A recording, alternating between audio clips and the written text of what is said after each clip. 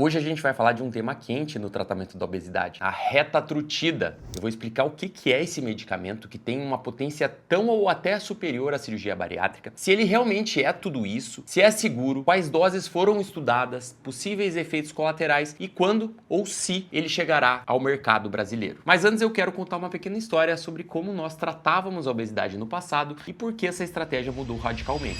Alguns anos atrás, muitos medicamentos para a obesidade eram basicamente estimulantes, com um único mecanismo de ação. Por exemplo, suprimir o apetite através das catecolaminas, como noradrenalina, dopamina, adrenalina. Mas o corpo humano é complexo e logo a gente percebeu que focar apenas em um mecanismo não era o suficiente. Hoje, as empresas estão investindo cada vez mais em tratamentos que atuam em múltiplos receptores. E o que isso tem a ver com a retatrutida? Vou explicar no final do vídeo por que essa abordagem de múltiplos alvos parece tão promissora. A retatrutida é um triplo agonista que atua nos receptores GIP, GLP-1 e glucagon, todos os hormônios envolvidos no controle do apetite, glicemia e metabolismo. É um fármaco administrado semanalmente e foi desenvolvido pelo laboratório farmacêutico Eli Lilly. E diferente dos hormônios nativos, a tirzepatida tem maior potência nos receptores GIP e menor nos receptores de glucagon e GLP-1, o que parece aí equilibrar a ação sobre a ingestão calórica e o gasto energético. Mas para avaliar a eficácia, a gente precisa olhar para os estudos publicados até agora, como um de fase 2, publicado em 2023, que mostrou que a retatrutida pode reduzir de forma muito significativa o peso corporal. Só para você ter uma ideia, em 48 semanas, as reduções chegaram em até 24,2% de perda de peso, números que lembram muito os resultados de cirurgias bariátricas em períodos similares. Além disso, um subestudo focado aí em doença hepática gordurosa, a famosa gordura no fígado, mostrou quedas impressionantes no acúmulo de gordura hepática, chegando a mais de 80% de redução em alguns grupos de dose mais alta. Mas, como todo fármaco, existem efeitos colaterais. Nos ensaios clínicos, os mais comuns foram gastrointestinais, assim como ocorre com o Ozempic, como náusea, vômitos, diarreia e constipação, geralmente de gravidade leve a moderada, e a taxa de descontinuação chegou a 16% em algumas doses mais altas. Também foi observada uma elevação pequena da frequência cardíaca, de forma dose dependente, que aparentemente atinge o pico em 24 semanas e depois tende a cair.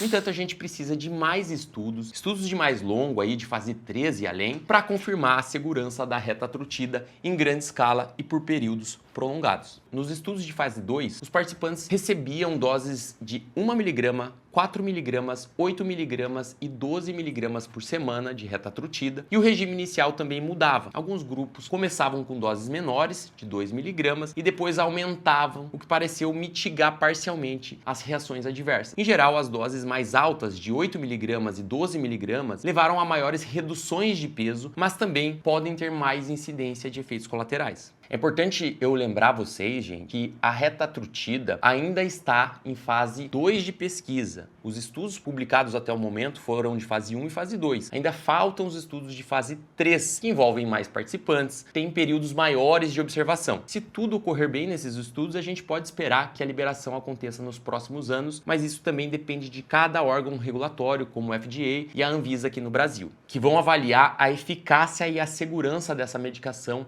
em maior escala. E agora, para retomar a história do início e fazendo um link com o presente, lá no começo do vídeo eu falei como os medicamentos antigos tinham um mecanismo único, normalmente estimulante, e por que a indústria agora aposta em múltiplos receptores, como GIP, GLP-1 e glucagon. E a resposta para isso é que a obesidade é multifatorial, envolve apetite, saciedade, regulação da glicemia e do metabolismo energético, entre outros processos. E ao combinar diferentes mecanismos, diferentes receptores, o medicamento atua em vários pontos-chave do metabolismo e do apetite, potencializando os resultados e, ao mesmo tempo, mantendo um perfil de segurança aceitável. Portanto, é como ter várias ferramentas ao mesmo tempo para lidar com um problema complexo, que é a obesidade, que é o excesso de peso. Esse é o raciocínio por trás da retatrutida e de outras inovações que podem vir a curto prazo. Resumindo, a retatrutida é promissora, traz números de perda de peso impressionantes em fase 2, mas ainda não é um medicamento aprovado e nem está no mercado. A gente precisa aguardar mais evidências antes de adotá-la rotineiramente. E você, o que acha dessa nova onda de medicamentos com atuação em múltiplos receptores? Deixe seu comentário aqui embaixo e se curtiu o conteúdo, já sabe, compartilhe com os amigos, deixe seu like e se inscreva no canal, assim você me ajuda a trazer mais informações atualizadas sobre o manejo da obesidade. Obrigado por assistir e até a próxima.